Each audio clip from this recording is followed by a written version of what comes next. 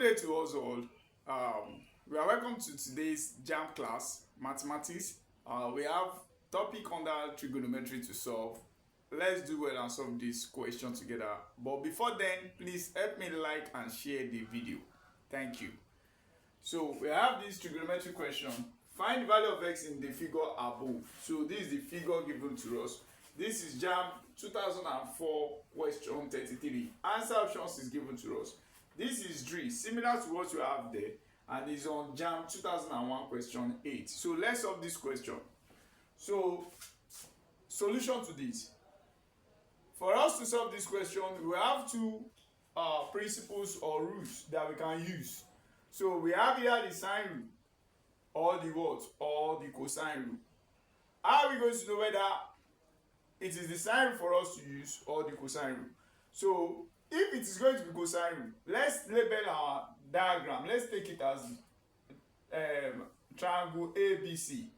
So we have the variable ABC.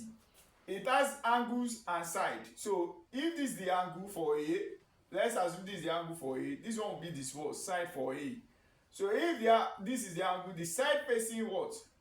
A, angle A is a small a. The side facing B, angle B is a small b. So this one is our B. And the side facing C, angle C is the what? Small c. So this one is our angle C. So we can see that. So for, suppose it is cosine rule, and then you have what?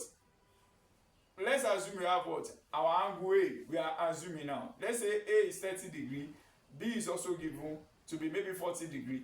C, if C is not going to be given, if C is not given, then the side of C will be given. Let's assume the side of C is 5 cm, and the rest of this one will not be given as well. So that is our side B will not be given, our side A will not be given. So that is how you make use of what? Cosine rule. Cosine rule will engage all the variables, and then it makes sure that what? If one side is given, the value of one side is given, the angle is not given. That is for the cosine rule. But for sine rule, there is going to be an outright abandonment or jettisoning of one of the what? Of the variable. Let's look at what we have, or what is given to us here. We have what? B is given, angle B is given to be 45 degrees, and then side B is not given to us. And then side B is also equals to our x, which we're told to find. And then C is given, angle C is 60 degrees, and then side C is given to us as 15 cm. But what of A? A is not given, the angle is not given, and the side is not given. So we have to jettison what? A outrightly. So that is when you make use of sine rule. Sine rule, one of the variable, both the angle and the side will not be given. That is when you use sine rule. But for cosine rule, all of the angles will be engaged. All of the variables will be engaged, whereby one side will be given, and then the other angle will not be given, and then for the rest as well, like that. And that is how you use. This one is just an assumption. So this one is an assumption. It's not part of the question. This is not part of the question. It's just to explain what? The cosine rule. So now, for this question now, since one of the variable is jettisoned, is abandoned, so we are going to just make use of what? The sine rule. So we are going to use what? Using sine rule now. Sine rule. What is the sine rule for this that is given to us? That is B over sine B is equals to what? C over sine C. What is our B? B, angle B is what? Our x that we were told to find, over sine what? Sine 45 degrees is equals to what? C is 15 over what? Sine 60 degrees.